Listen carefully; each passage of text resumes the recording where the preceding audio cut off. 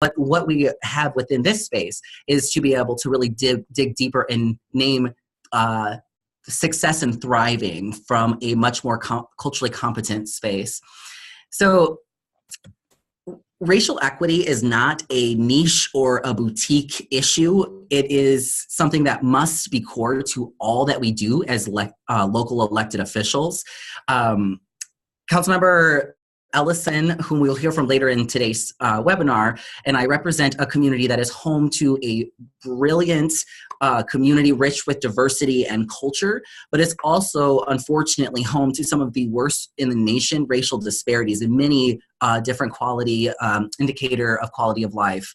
And so that is why it's so essential that we get policies, as particularly in this case with the 2040 plan, we got to get them right from the racial equity perspective.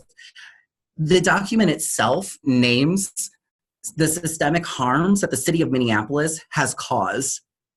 And it's actually quite revolutionary still for a government entity to take responsibility for and admit fault, really, for historic and present institutionalized oppression. And so we must dismantle systems of white supremacy and systemic oppression, or else our cities will fall into ruin. It is unsustainable for the livelihood of our communities, particularly those of us who are in very vulnerable communities. And so who are really experiencing a lot of displacement, where people are getting displaced and replaced, and gentrification. We have to dismantle these systems. One of the reasons why I love local progress so much is because they recognize tools like the 2040 plan as opportunities to leverage as an organizing mechanism to ground their work in racial equity and justice. And I'm so honored to be a part of this work because as an elected official, as many of you know, we are able to see the impacts of our work on our neighbors in a fairly short order. You know, when you get up to the federal level, it takes quite some time to be able to see the direct impact. But when you're at the local level, you see it pretty quick. And so we are starting to see a shift in Minneapolis City Hall, and I'm sure we'll hear this from Council President Bender, but we are really seeing a big shift in City Hall in which North Minneapolis is no longer an afterthought, but actually our leadership is often centered in this work, and something as monumental as the 2040 plan. But there is still so much work to be done. Our racial disparities are persistent, and white supremacy is not going to go down without a fight, as we have seen on the national level with the presidency. But I'm grateful to be in community with all of you as we resist locally and set the model for progressive work that actually achieves racial equity. At the core is we have to believe that achieving racial equity is even possible.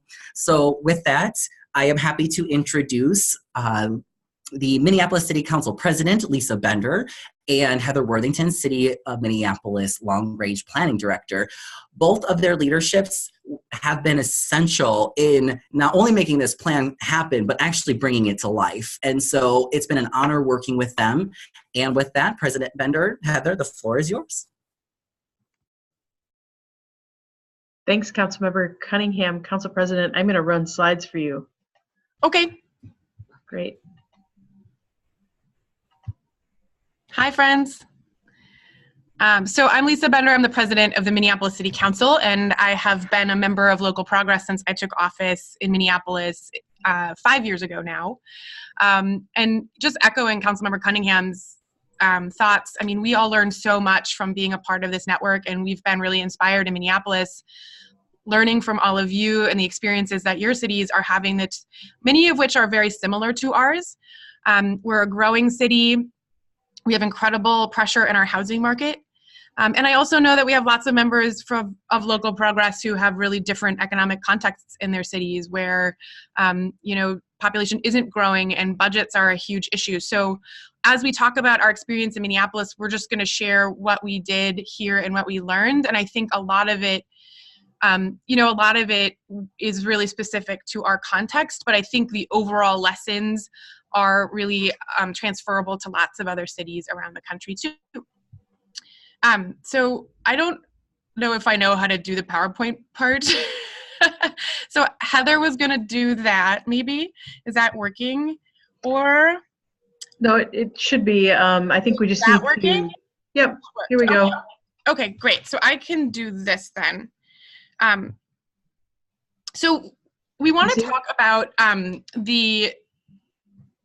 we're, as local elected officials, talking to local elected officials, I think the three of us council members really want to focus on like our role as policymakers and sort of the political context and history, and then where we're going in the future with these topics. And especially, as Councilmember Cunningham said, really focusing our work in race equity in Minneapolis. So, like I said, I know we are all different sizes and shapes and different contexts. Our city's population now is about 420,000 people, and we're in a region of about 3 million residents. So that gives you a little sense of the size of our city. If you haven't been to Minneapolis, you should come visit. Many of you were here last year. So I want to talk about how our local elections really set us up to talk about land use and transportation and infrastructure from a lens of race equity and fighting climate change. And I just want to say very clearly that we would never have adopted this plan or a lot of the things we're working on without these two really watershed shifts in the city council in 2013 when I took office, and in 2017 when Councilmember Cunningham and Ellison joined the council along with 3 other new council members. Our city councils are becoming more progressive and more diverse and more representative of our community. My election, you can see the little picture on the left. We had 7 new council members come into office. We got elected in November of 2013 and took office in 2014. Many of you have met a lot of my colleagues. But this was a big shift in the city, which could be traced to a lot of things, but I think most directly is tied to the fact that the previous council had voted to subsidize a stadium. And it was one of the largest public subsidies for stadiums in the country. And it was very unpopular. So we only have 1 council member left now out of 13 who voted for that stadium subsidy. So when the 7 of us took office, we weren't really part of any kind of coordinated campaign for progressive council members. We really came out of our individual wards, but there was a real anti-incumbent sentiment in the city. There was a sense that the council and these particular people who were elected were more progressive than their predecessors, and that in the average age of the city council dropped by about half. And we elected our first Latina council member, the first Somali American council member, and the first Hmong American council member in that election. So the council became more diverse racially. We had a really tough term. We had some pretty painful moments as a city. Many of you might remember that Jamar Clark was shot by the Minneapolis Police Department in 2015. It's one of a number of police-involved shootings that we've had, but this one in particular, Jamar's death, really captured national attention, and we had a lot of folks from the national movement for Black Lives and local activists protest his death, his shooting death, and it resulted in an 18-day occupation outside of the police precinct where the shooting had occurred. And so this was a really important political moment in our city. Do you need me to change my screen? Is that what Tina's telling me? Yeah, okay. Let's see. Nope. You can hit from current slide so we can see the full slide. Ah, okay. Oh, there we go. Ah, okay. Were you like reading my emails? Did I have Twitter open? Okay, so back on track. Thank you to my staff. So it was a really important political moment, and maybe Councilmember Ellison can talk about this later if he'd like, but he was there as an activist in the streets. A couple of us council members, that's me and Cam Gordon there. The council members who didn't show up, people noticed. It was a really painful moment for our mayor at the time. And it really, I think, led to folks deciding to run for office and really paying attention to what was happening at City Hall in a new and different way. And then we also had a lot of worker movement energy in the city in those 4 years. So we passed the first paid sick time ordinance in the state, and we passed a $15 minimum wage law last term.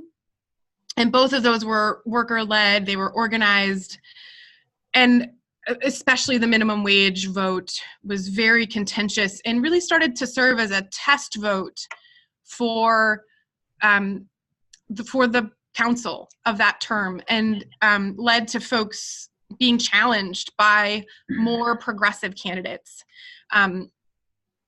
So that is the political moment that we were in as we started working on this comprehensive plan, which again, it's a land use plan, it's a transportation plan. Here in our region, it's required, but we used it as one tool to help move forward our city's progressive values and our focus on race, equity, and climate change. And then the other big context for us here, as I said before, is that our city is growing. We have incredible pressure in our housing market. Our city is 51% renter, and we have a 2 to 3% rental vacancy rate. So we have a housing shortage. Like many cities, our affordable housing units are flipping to market because they had short time frames attached to their funding. Actually many here were only 15 years that they were required to be held affordable. And the other thing that's happening is that we have an extraordinary wealth inequity by race in our city and in our region, in our state. So housing costs are going up, but income has dramatically dropped for households of color in our city, making even what is like technically defined as affordable housing out of reach for many people of color in our city. And that is also tied into what we really focused on around housing, which is that we have a documented history of intentional segregation by race in housing through redlining, through racially restrictive covenants that was codified in our zoning code, like many cities across the country. So if you look, and Heather will talk about this in more detail, if you look at our redlining map, if you look at the places where we can find historic evidence of racially restricted covenants, it is very aligned with our zoning map that we were looking to change through this process. And, so I keep saying this, but you can make anything a tool for racial justice. And I also think it's important that we acknowledge that planning as a discipline has been used for oppression and to codify exclusion and to define who gets to live where, who gets to own land, who gets to be in neighborhoods and who doesn't. And these were some resources, some books that have come out recently. Many of our local progress cities are highlighted in this book in the middle called Generation Priced Out. The work in Austin that Councilmember Kassar is doing, the work in New York City and Seattle, that has a really interesting local, recent history of kind of local cities talking about housing. And so, we are trying to turn a corner where we are taking on patterns, again, that were intentional. And even by just saying that, it makes people uncomfortable. It makes people who've benefited from systems of oppression uncomfortable to talk about racial exclusion in housing, but we did it head on and front and center in this plan. And I think that's one of the most important lessons that I would offer from this, is that doing that is important. It's like, it's like the very, very least first step we can take is to acknowledge the ways that our governments, our local governments, have participated in systemic oppression in the past, and that changing that and reversing it takes intentional commitment. So we were adopting our plan across an election cycle. In Minneapolis, we have a mayor elected citywide, and then we have a strong council system with 13 council members, each of whom represent a geographic ward. And all of us are up for election all at the same time every 4 years. So we started the planning process about a year or two before our election. And then we had the election in 2017, and we had to adopt the plan in 2018. So we knew that we needed to bridge this work across an election cycle So we very intentionally thought about how to talk about this plan and how to walk it through our adoption process strategically so that council members weren't put in really bad positions. I mean, I would submit that having a local election based on zoning or land use is a bad idea, and it happens to us all the time. So we tried really hard to talk about values and to keep our communications and our actions really high level and values based before the election so that council members and candidates could talk about their values without being sort of like pigeonholed into like a particular zoning classification, like if you support it or don't. So we approved a communications and engagement plan by a vote of the city council. And that was important because we said we want it to be intentionally inclusive. We want to talk to communities of color. We want to do things differently. And we're not going to go to every single neighborhood organization in the city, which in many, many neighborhoods is mostly white homeowners, even in very diverse neighborhoods across our city. So we voted on that. We said we're going to do it differently, and we voted.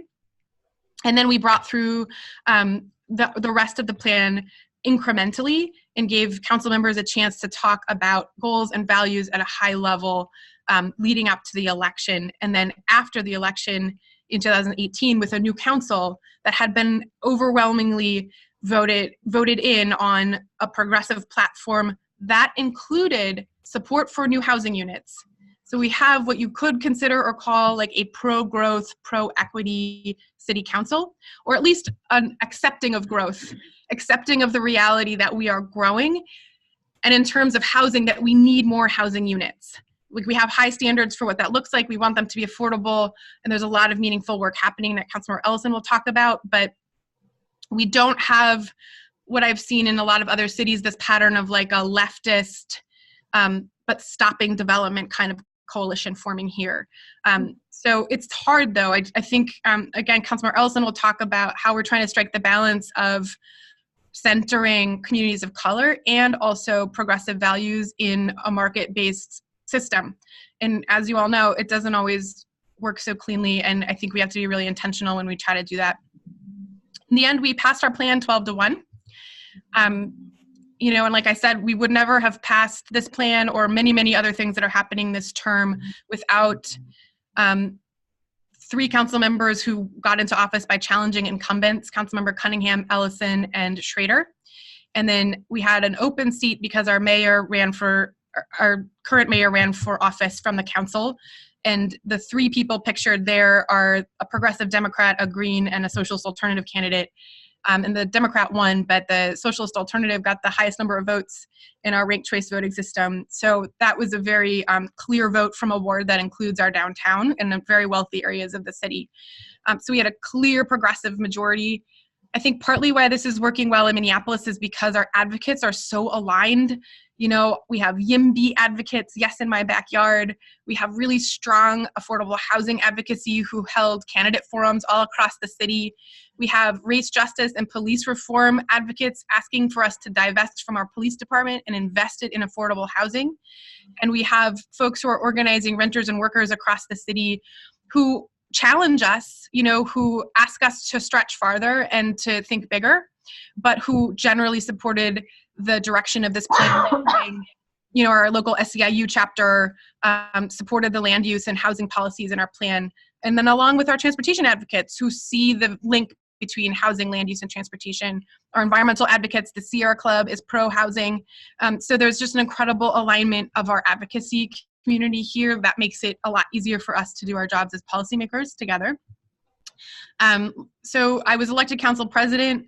I'm not sure there's been really been a progressive city council president in quite a long time in Minneapolis. And the elections of these council members are just transformative. I mean, the leadership of Councilmember Cunningham and Councilmember Ellison in North Minneapolis alone is transformative for our city. North Minneapolis has 2 council members now who come from the community, who are thoughtfully engaging folks who have not been engaged at City Hall for a long time. It's just a completely different kind of leadership.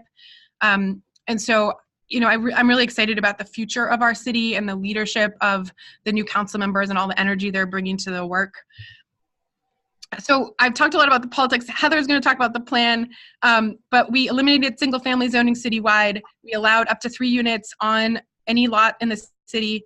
That caused a lot of the discussion and debate, and that's what we're getting a lot of national attention for. But we did a lot of other things too. We continue to support housing near transit, but we have which is becoming a mandatory inclusionary zoning policy that will apply to all new construction in our city, which will require affordable units. We have a complete streets policy for our streets and our Vision Zero commitment to eliminate traffic deaths in our streets.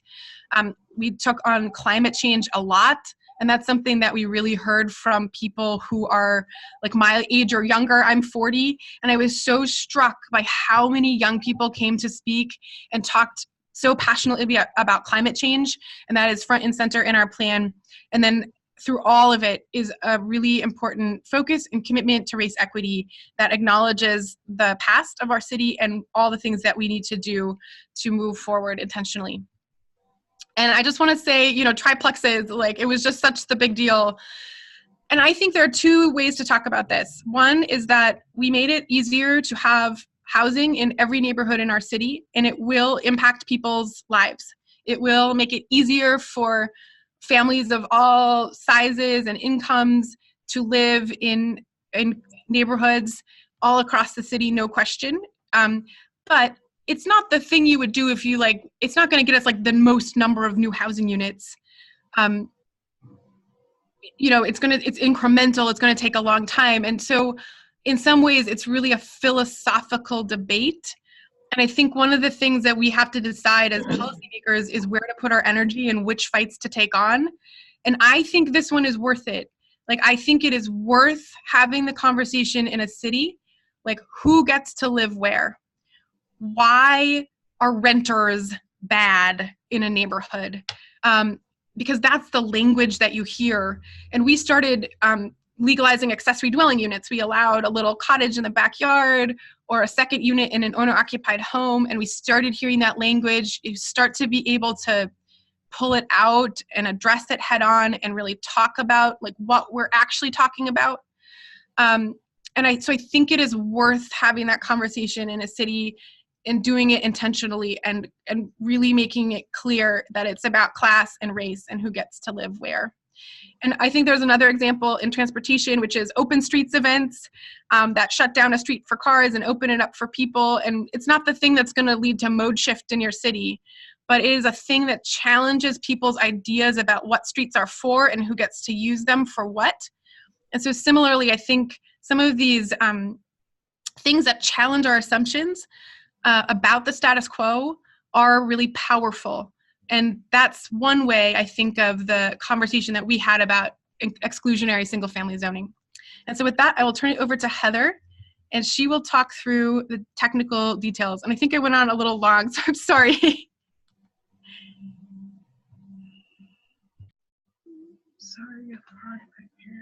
No worries. So I'm getting mine pulled up here.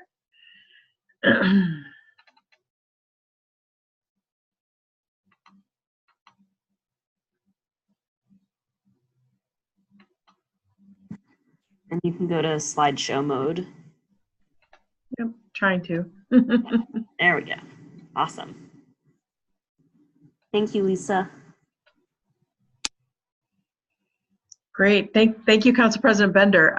So I want to just start with a joke because it's been a really cold winter here. But one of the things we love about this city is just the sheer level of culture and community investment and community awareness of the work we're doing, which is really, really important.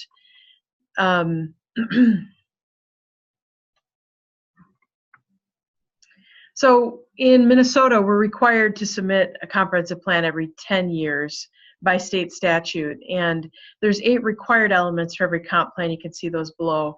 And one of the things that the City Council said to us pretty early on was, is there a way for us to utilize this document in a more strategic, visionary way? And we said, absolutely there is. And so in addition to these 8 required elements, we really started looking carefully at things like the the kinds of things that Council President Bender just talked about, access and agency. How do people get access to the political process, to engagement?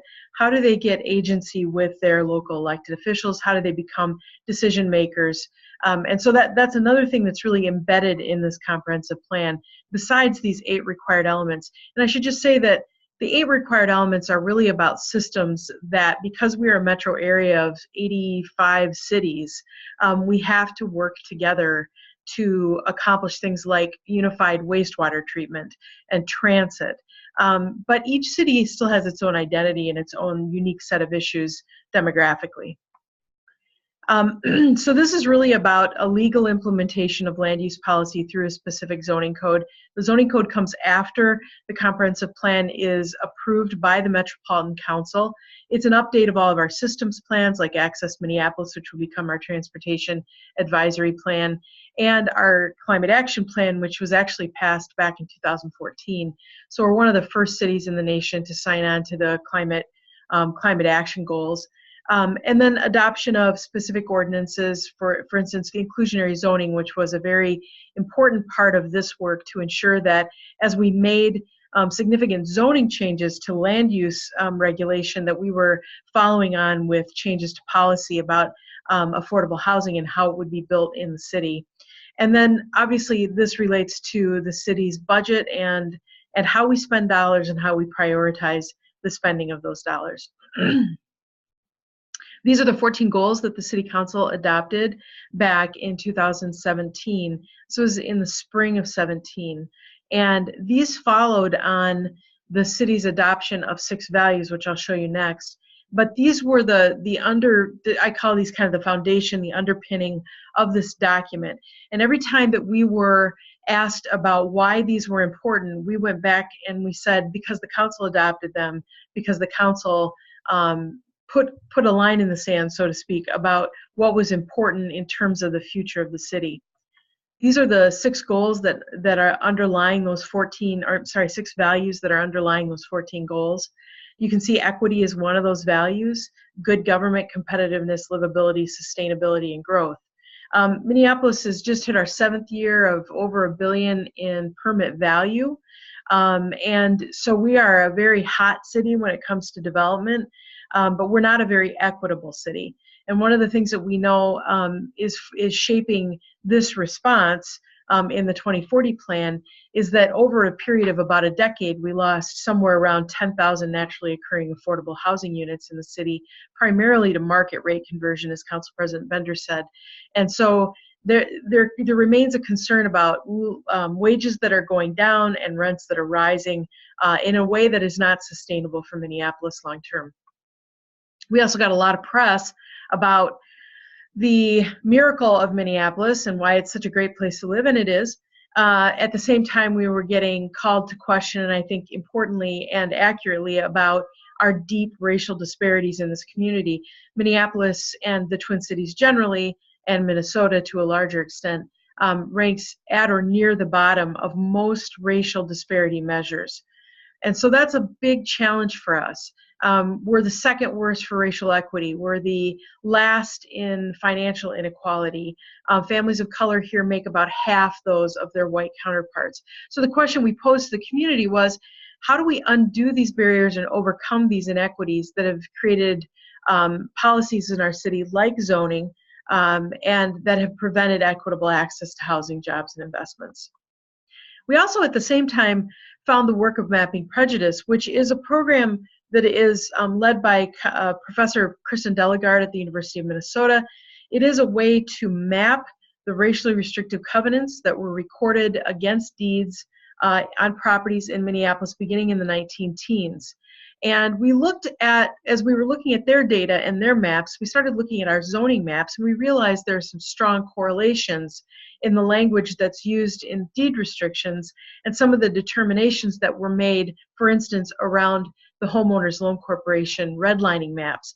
So this is Minneapolis about 1925. This is a map that shows where federally underwritten loans can be issued. The green and blue areas are considered desirable. The red and yellow areas are considered hazardous. And you can see that as you think about the development of Minneapolis long term, and maybe my pointer will work, the I-94 investment was made right through this area. And so this map started to really guide development in the city and started to guide decisions about where resources were put, like parks. And you can see that if you were a wealthier person, you had better access to the lakes, which is a major selling point for Minneapolis in this era.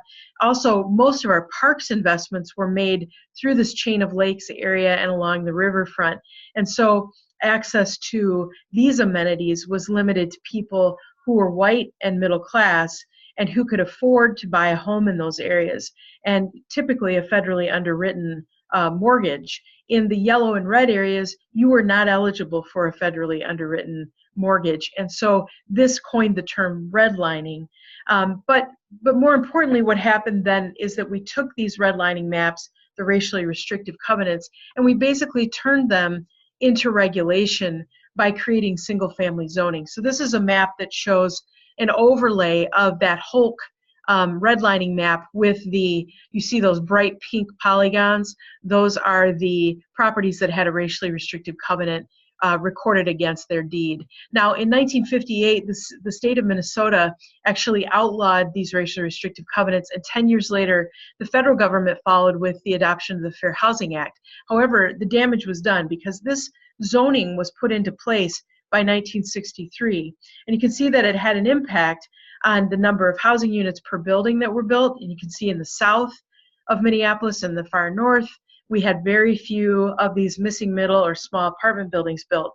Primarily, it was single-family zoning due to the racially restrictive covenants. By 1924, when we adopt our first zoning code, we have a city that is largely developing along the lines of single-family homeowners and rentals. And furthermore, it is a racially segregated city. By 1963, we've completely regulated and adopted these racially biased policies into our zoning code. This is our 63 zoning map.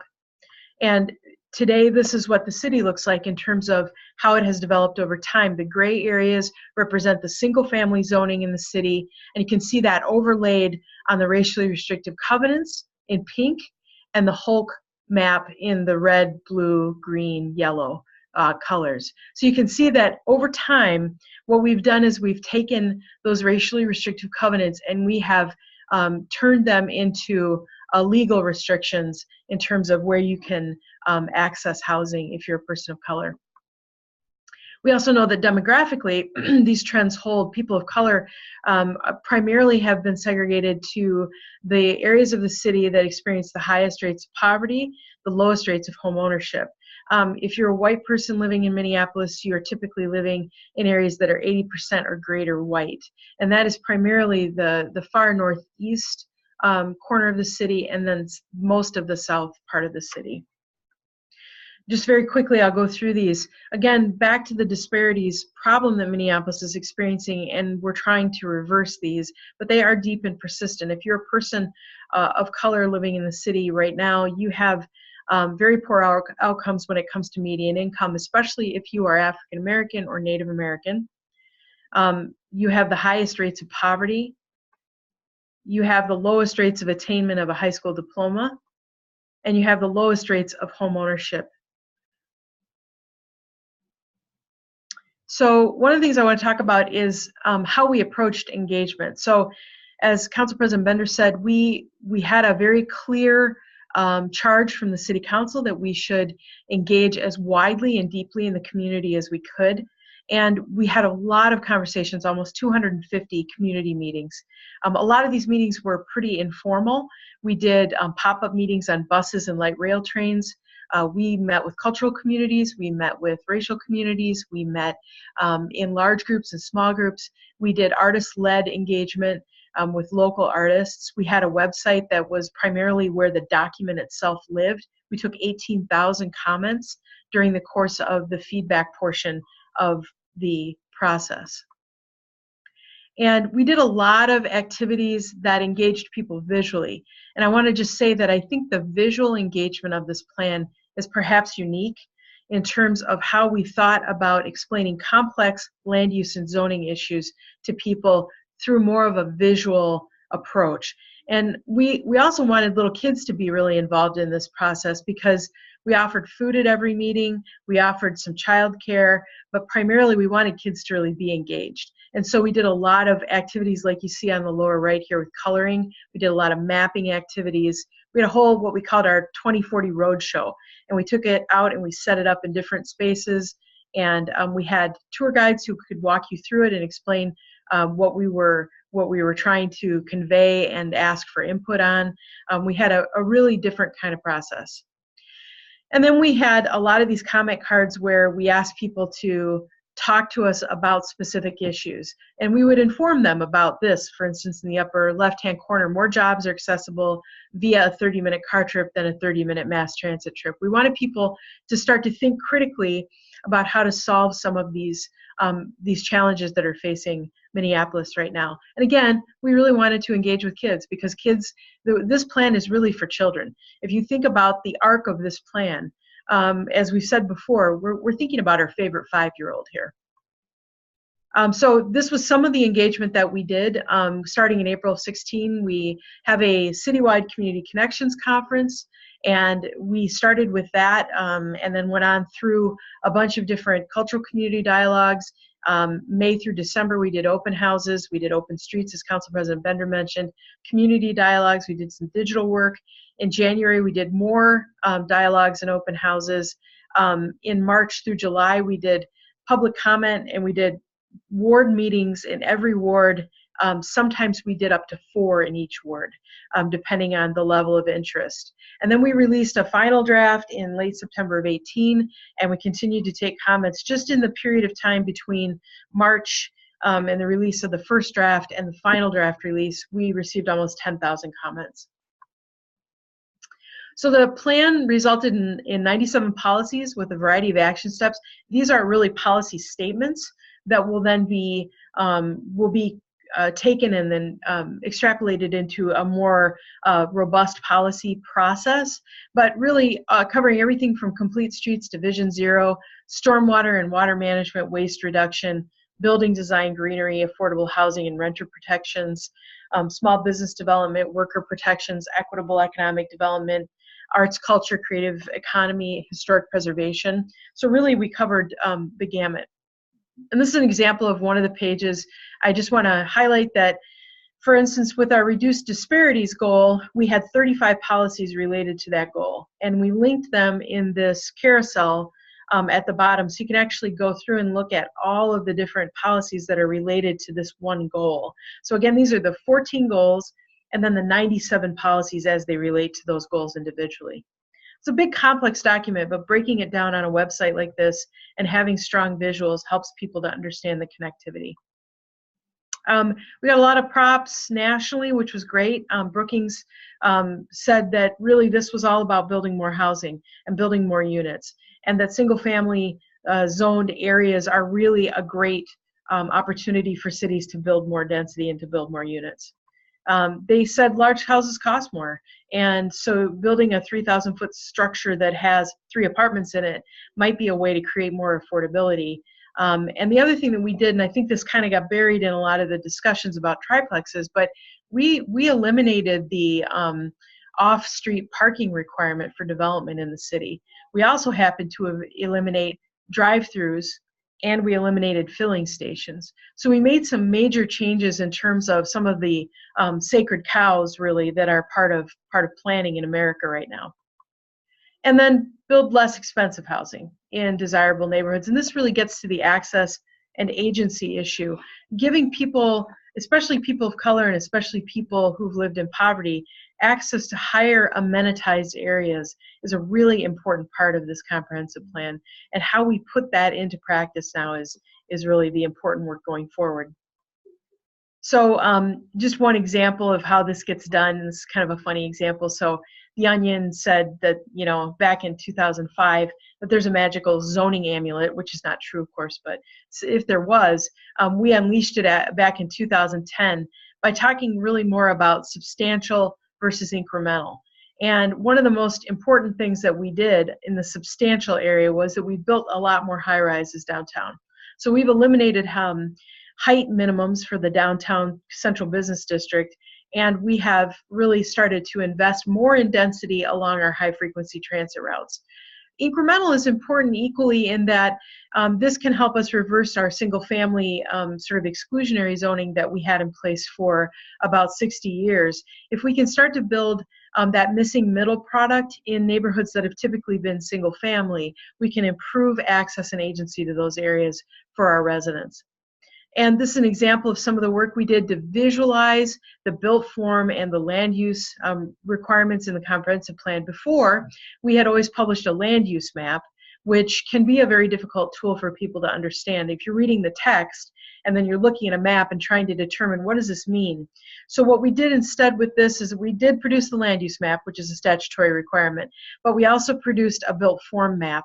And the built form map was really intended to show you what would a part of the city look like if I were standing at grade looking out into that area, in combination with a series of design vignettes, which a couple of architects on our team did for each built form category. And so you can see an example of that here. This is the interior one category. This is the old single family zoning, now up to 3 units per lot. A typical lot size in Minneapolis is about 40 feet by 120, and these are buildings that should not exceed 2.5 stories in height and will follow similar setbacks for existing single-family homes.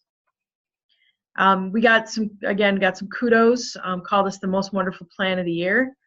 And I have to give props to the City Council, because City Council was steadfast in their support of this plan. We did a lot of work to make sure that questions were answered and that we were held accountable and that there was great transparency in the process. I think that was very important, but the City Council was very committed to seeing this work go forward. And at the same time they were doing all this, they were also getting municipal ID done and minimum wage. So they were doing a lot of different work in that progressive space. At the same time, they were approving probably the most progressive land use plan in the state's history. Got a lot of love nationally, not so much love locally. I think that's like a lesson learned and something that you should anticipate happening in your community. And I think what's interesting about this right now is that I think now that we've kind of taken this step, we're being asked to go and talk to different communities in the U.S. about this. And I think we can start to backstop each other and really help each other get these tough things done. So these were the city staff-led engagement and then the policymaker engagement. And I just have to say that our team worked lots of nights, lots of weekends, and happily did that, because every time they did that, they also heard from a lot of people who were very supportive and who had never been involved in a political process or a public process like this before. And so when I came on board, the first thing they told me was, I want to do more of this as we go forward as a team. And we got a lot of varied engagement. You know, I mean, the city is a very different city if you go ward by ward. And so we got a lot of different input as we walked through these areas. We also got a lot of kind of what I began to call progressive dissonance. And so this is an idea that you could have this home zoned for extinction sign in your yard right next to the all are welcome here sign in your front yard. This is pretty typical. And it is this sort of progressive dissonance. It is this white fragility that we continue to be challenged by. And but I think, again, as Council President Bender noted, we had a lot of support from the YIMBY community, and they were very helpful in kind of fact-checking and making sure that narratives were factual. You can just see this. I think this is an interesting slide because you can see the progression of thought. We had an eminent domain attorney in South Minneapolis telling people that the city was going to use eminent domain to take their homes. And of course, that's not true. And actually in Minneapolis or in Minnesota, you can't do that. But we had a lot of buzz on Twitter. And then we had people kind of stepping into the fray and saying, wait a minute, this is really not accurate. Let's have a conversation about this. So it was really really helpful. And then we got a lot of local press about it. You can see that we've got a lot of development going on in the city right now. As I mentioned earlier, we've hit about 1 billion in permits by August of every year for the last 6 years. And we look like we're going to hit it again this year. So most of the amendments were widely supported. We had a variety of amendments from the Planning Commission and then from the City Council. It was approved on a 12-1 vote. And council members and Council President Bender and Councilmember Reich really helped to build consensus around this. So implementation is underway. We are awaiting the Met Council's approval of the plan. Then we will begin to rezone the city. We're working on green building policy and energy use disclosure. The Transportation Action Plan is currently being updated.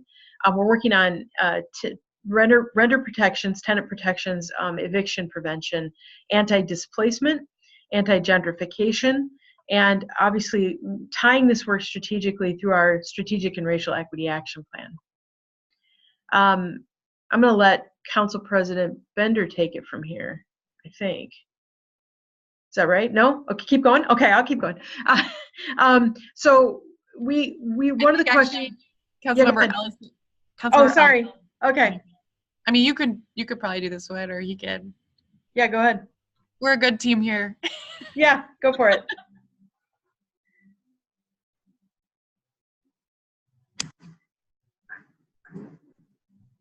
How's everybody doing? Thank you, Heather. Thank you to my colleagues as well. As far as some of the specific questions that are up right now, I'll get to them a little bit, but also want to encourage my colleagues to sort of jump in. I am a little short on time, so I'm gonna, because I'm a practicing Muslim, and because of the events of yesterday, I'm gonna be heading to Juma today, which, in our busy schedule, I usually end up missing it on Friday, but today it felt important to prioritize. So thank you all. I did want to talk a little bit about what it means to govern progressively, what it means to take this approach to land use and to growth, but also share a council with a lot of my colleagues who are progressive, if not radical in their beliefs for transformation and for historic remedy of historic wrongs in the past. And I think that what we experienced, at least, I'll speak for my ward, when I experienced pushback on 2040, it's not so much that some of the concerns didn't have a little bit of merit, but I think that there's also sort of a way that we move forward and pass policies sort of in conjunction with the 2040 plan that really solidify it as a document that's going to do really good for the city and for our neighborhoods. I'll speak, and the council president could speak a little bit better to this, but we're also in the process of putting together inclusionary zoning, as mentioned earlier. And I remember a comment from the council president where she said, I won't pass 2040 without an inclusionary zoning policy in place so that we can sort of solidify more affordability. I think those are important sort of stances to take. People are really concerned with renter protections, right? It can be really easy for us as a city to sort of up the amount of subsidy that we're able to give to folks who are building our housing stock, not as easy to protect the people and create protections for the people that they'll be housing. And so I think that there is a lot of work going on. Councilmember Cunningham did an extensive rewrite of our conduct on licensed premise ordinance, also kind of more colloquially known as the like no crime policies that happen in cities and other across the country, to make it so that when folks are doing their due diligence to report crimes, that they're not then in turn sort of being evicted by that. Right now, the council president and I just passed today actually an internal policy. We have a department called Regulatory Services that goes and they look at our housing stock. And in the past, what we've done is Regulatory Services have gone into, houses that are maybe falling apart and worked to condemn those properties or revoke licenses, which often the landlords themselves do deserve given their business practices. But what you find is when you have landlords who, have portfolios that are 40 units, 80 units, 100 units, when you revoke their license, which we often should do, you end up hurting the tenant the most, especially if those tenants are vulnerable tenants who don't have the money or don't have the kind of wealth to just find new housing. And so changing those internal policies and leaning into some of our legal tools, like our receivership and our ability to take over a unit and fix it and then bill the landlord later, which still holds the landlord to a high standard, but then doesn't punish the tenant as well. Minnesota, I've been told by our attorneys that we have the second fastest eviction policy in the country, right, as a state. So that it can be really easy for you to lose your housing, and there aren't as many rights or as many tools for tenants. And so we're working through some of those preemptions to figure out what we can do for tenants in the meantime. Rewrites of certain policies and internal policies are a handful of those things. Councilmember Cunningham and I sort of got a on-hands training, I guess, when it comes to large development projects and how people are, sort of wondering, now that the city is sort of, allowing for more density, how are they going to be protecting folks and making sure that we're building in anti-displacement into what we're doing? Through PolicyLink, the council vice president and I have been able to sit on the anti-displacement network through PolicyLink with a handful of other cities and get a sense of what other cities are doing to mitigate displacement or prevent displacement altogether. People often want the development itself to prevent displacement, but we're finding is that displacement pressures happen sort of in the surrounding area. And so how are we, so now we're in the process of creating a mechanism to where the council can address displacement pressures that might be happening around a large development.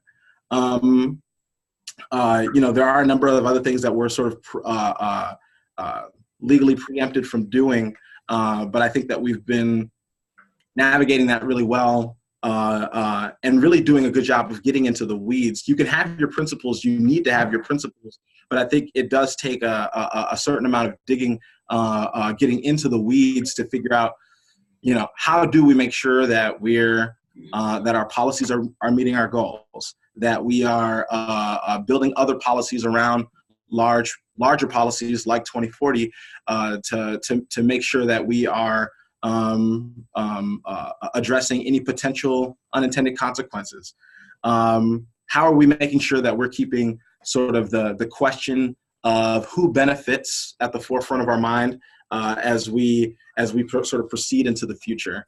I think that when it comes to 2040, it's really exciting because we're a little bit in uncharted territory, which I think allows us to get creative and sort of learn on the fly.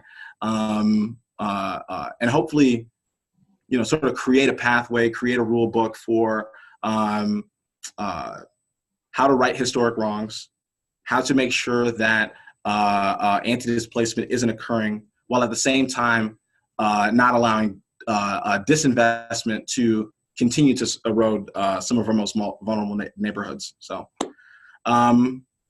that's, I'm going to kind of leave it there and allow my colleagues to sort of jump in where they want. And I'm going to take off. I really appreciate you guys, listening to what we're doing in Minneapolis and yeah, hopefully we're teaching you something. So. Awesome. Thank you so much, Councilmember Ellison. We really appreciate you making time to be with us today. If there are any specific questions that come in for anything that you've said, I'll pass them along and maybe we can get folks some answers. Absolutely. Thank you.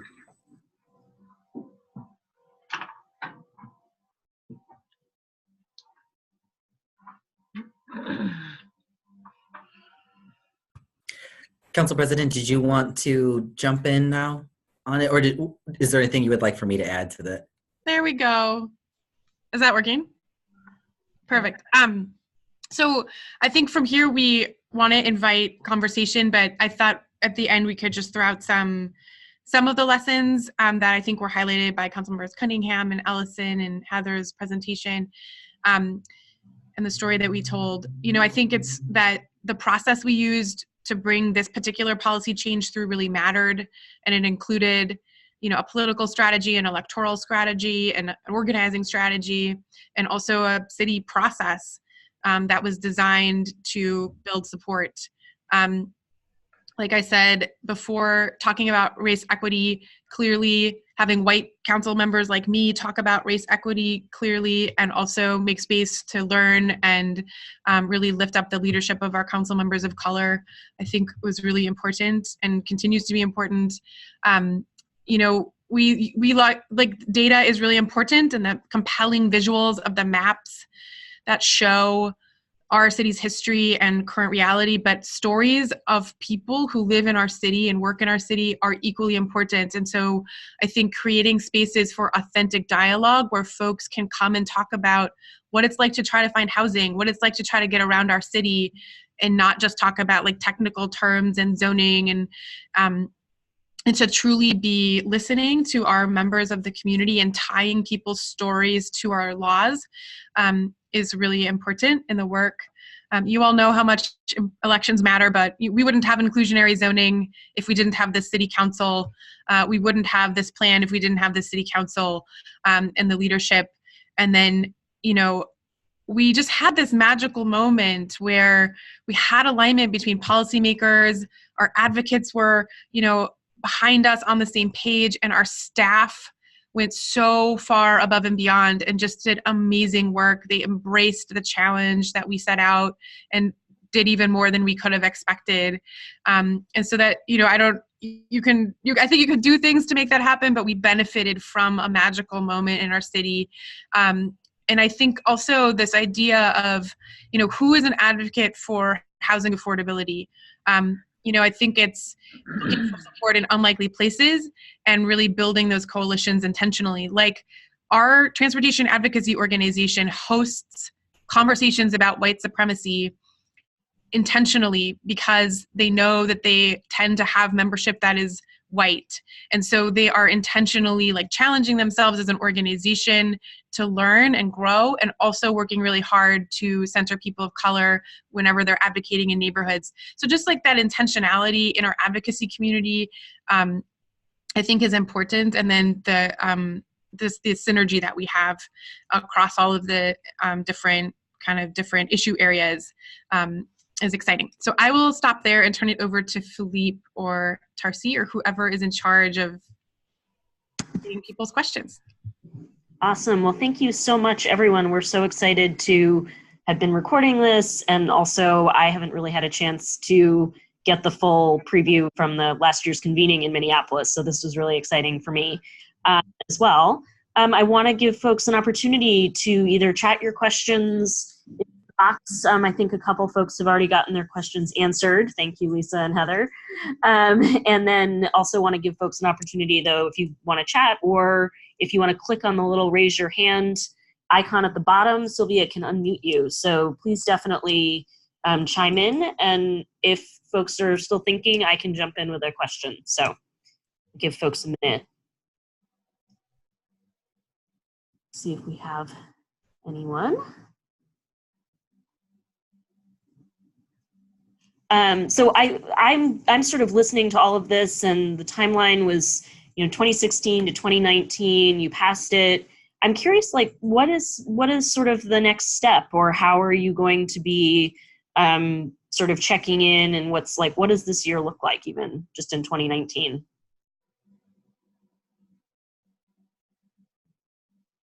Lucy. So I think the two big, so on the zoning side, and Heather can speak to this more if she'd like, I I think the approach that we're going to take with zoning is an incremental one. I mean, we've learned from cities like Austin. I don't know if anyone from Austin is on the call, or if they're just too traumatized by Code Next to participate in a webinar about planning. But, you know, we've seen in cities that try to do like a big, huge zoning code update that it becomes really contentious really fast. So I think we're going to take our zoning updates incrementally, but do the biggest impact things rather quickly and try to do them as simply as possible. So I expect that we will legalize 3 units through our zoning code, you know, this year. And then also look at our transit corridors and where we need to really make changes to our code to allow for the kinds of buildings that this plan supports near transit. And then the other big thing is our transportation plan. And the biggest move I think we'll make with that is focusing on transit. We, like many cities around the country, are in a region where the politics around transit funding are super challenging. And I think our city is about to put forward a really bold plan for transit that includes bus-only lanes, which we don't have yet here, which could include city funding for transit operations, which we're learning from cities like San Francisco and Seattle are helping both serve transit-dependent populations, but also increase ridership. I mean, this plan depends on us having a good system of transportation options that don't just rely on having a car. And so we need to build out our transit system. We have a good, solid bus system in Minneapolis, but we can do better. And if I can jump in as well, I on the economic development piece within North Minneapolis, for example, because the way that it will be rezoned, there will be a lot more, and particularly in my ward, which is the far north side, we will have far more commercial development space. And that was a very clear request from my community. They want more small businesses and they want them to be owned by people of color, indigenous folks, and local folks. And so what we know is that people of color lack access to social, technical, and financial capital in order to take their ideas and go from entrepreneurs to business owners. And so the work that I have as an individual council member is really beginning to lay that infrastructure in place to be able to support entrepreneurs of color, indigenous entrepreneurs, to be able to become business owners. So just wanted to add that piece of it as well, is really putting that infrastructure in place so that there is a pipeline, a pathway from entrepreneurship to business ownership in a way that actually meets the needs of the folks who have been locked out of our economy. That's awesome. We have another question here from Juana. Do developers provide payment in lieu of constructing all or a portion of the affordable housing obligation? So we are still working on our inclusionary zoning policy approval. We adopted an interim policy along with the comprehensive plan. And that was important because if we hadn't done that, I think we would have had a lot of applications for rezonings from developers trying to the clock for our policy. And we saw some of that last year as the development community here anticipated us having a policy. The current policy says if you need change to your building that is 60% or greater than the allowed volume of your building, your floor area ratio, that you have to do 60% of the units, no, sorry, 10% of the units at 60% area median income. I wish we could do 60% of the units. I was like, wow. And then we're about to adopt our permanent policy, which will give developers a choice that says you can either do 10% at 60 with no subsidy, or you can do 20% of the units at 50% area median income, so less expensive. And then you can apply for TIF funding, which we would expect to provide, but we are trying to minimize the amount of funding so that it's really what the project needs to subsidize those rents. We're not trying to use TIF to subsidize developers, essentially, is a colloquial way to say it. So we'll be voting on that final policy in the next couple of months. Awesome.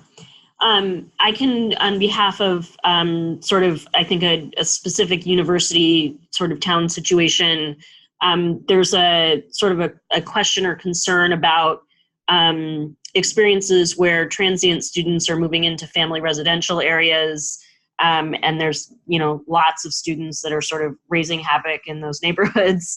And it's just curious if that was a sort of concern in Minneapolis that this might happen with some of the choices that you've made, or if you've had that be an issue, or maybe more generally how you're thinking about student housing in this as a specific subset. Yeah, I mean, I can tell you that we didn't hear that specific concern. The University of Minnesota is partly in Minneapolis, but it tends to be fairly insular in terms of its impact on land use in its immediate area, and they have a large commuter population of students. So what we tend to see is more of a parking impact, more of a transit need impact for the University of Minnesota.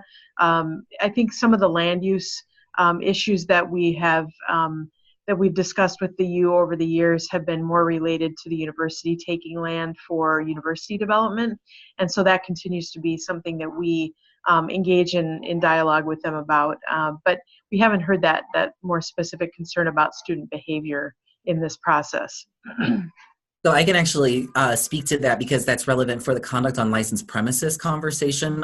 That was very frequent. So conduct on licensed premises, just briefly, is focused on behaviors in rental dwellings and really disproportionately single-family homes. And so this is an issue we saw in North Minneapolis, but also around the university, is much as was said, students moving into single-family housing and then acting like students, wreaking some havoc, and then losing their housing and having an eviction on the record, and there were lots of consequences to that. And so that was a big consideration within that, and we had conversations with students as well.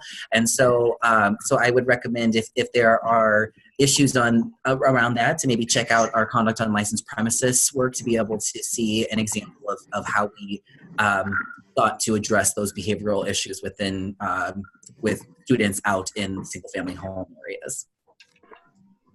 We do though hear a lot of concern about renters in neighborhoods generally, and I'm not suggesting that the situation that the person who asked the question described isn't true, but I represent a ward in Minneapolis that's 80% renter. And if you come to a neighborhood meeting with me someday, you will hear the most painful statements about renters.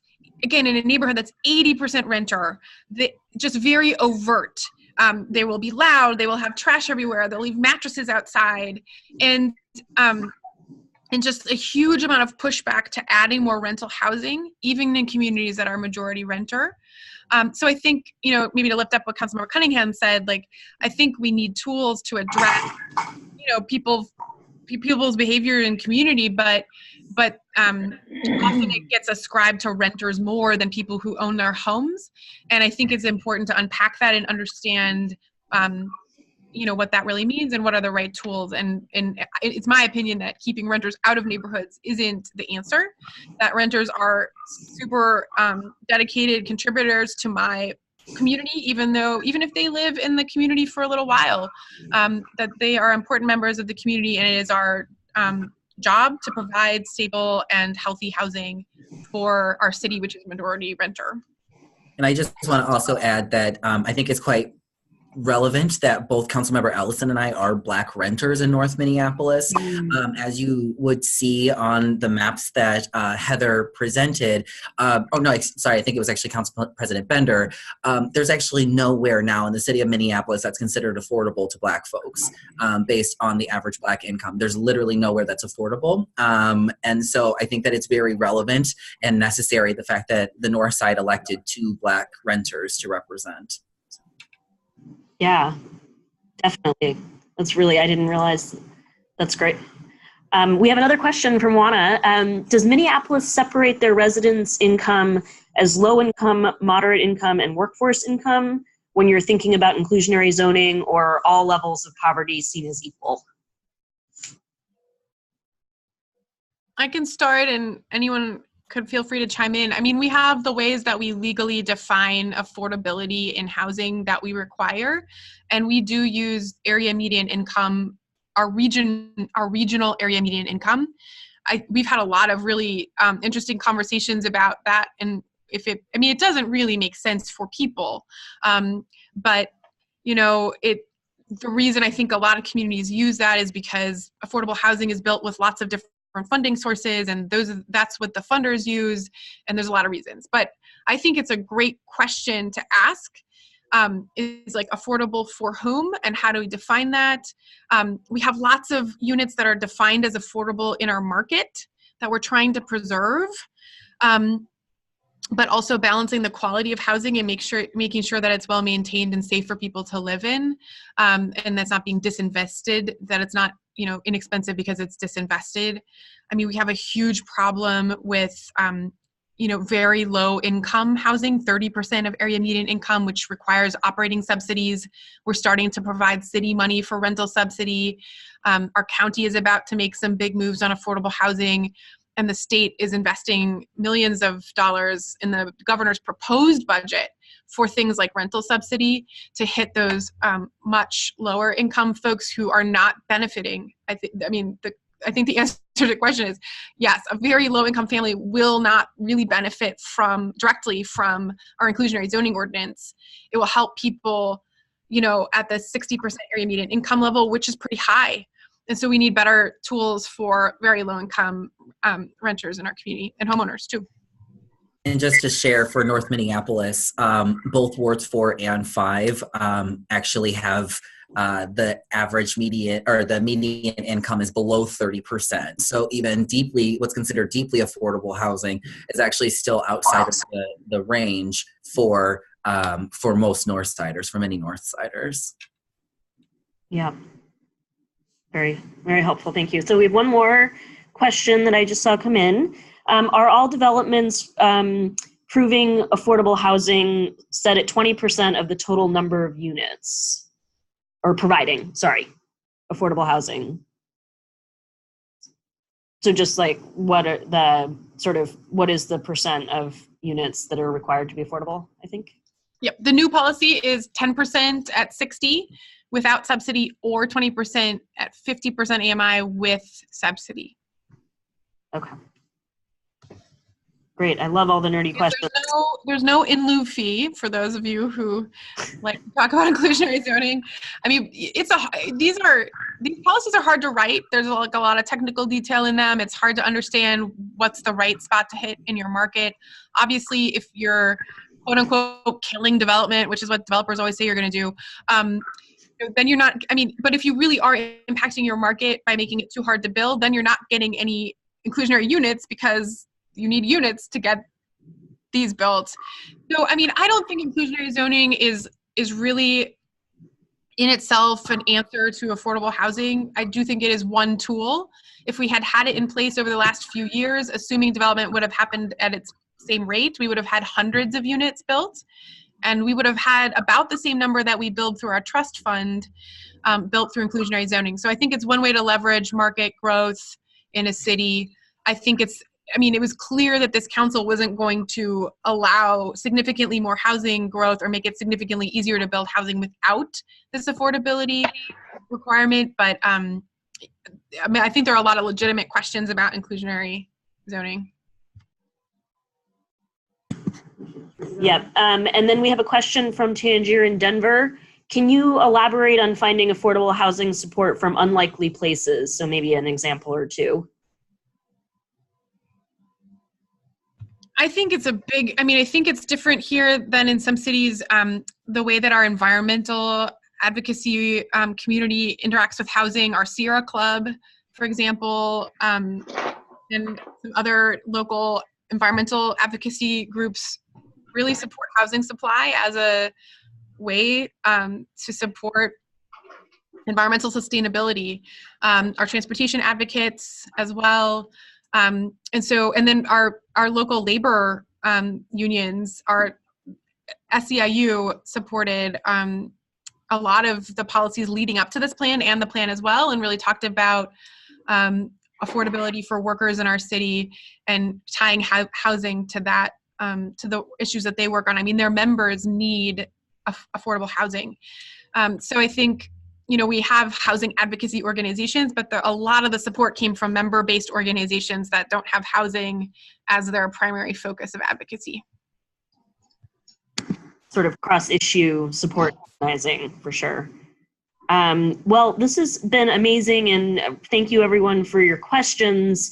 We're coming up on 3 o'clock. We allocated 90 minutes because we were hoping there'd be a good discussion at the end. The presentations were amazing.